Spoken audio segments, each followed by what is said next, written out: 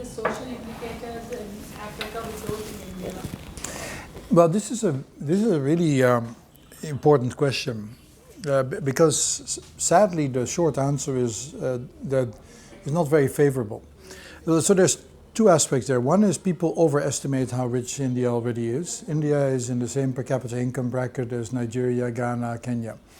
So most people, if you would ask them in a pop quiz on the internet, they would say India is much richer because of, you know, some of what you can see in the Mars satellite and things like that. But it's just by force of agglomeration. So it's not as dramatic if you compare on per capita income basis.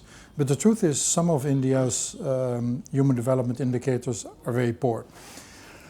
The biggest ones are nutrition and the resulting stunting. This is absolutely must be a national priority to resolve, because although there's progress, I think between the last DHS and the most recent one, 11-12, stunting at age 2 has gone from 47 to like 38%, if I'm not mistaken. So people say that's great.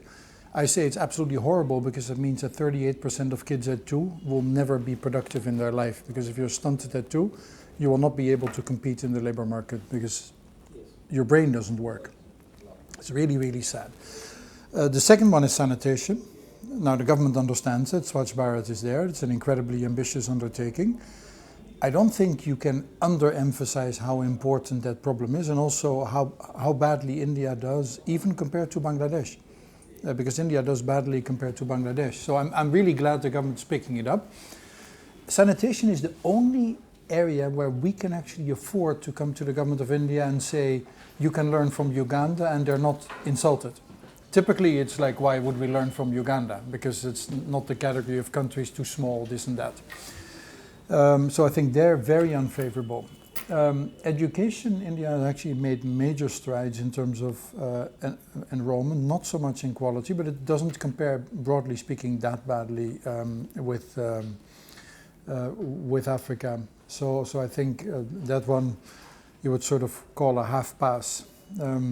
But the bottom line is that that India has significantly more dispersion in how human development indicators are, and the biggest thing to focus on, in my view, is the situation of scheduled tribe population, which is not a very well-known phenomenon out of India. It's 90 million people, which means it's the entire population of Ethiopia.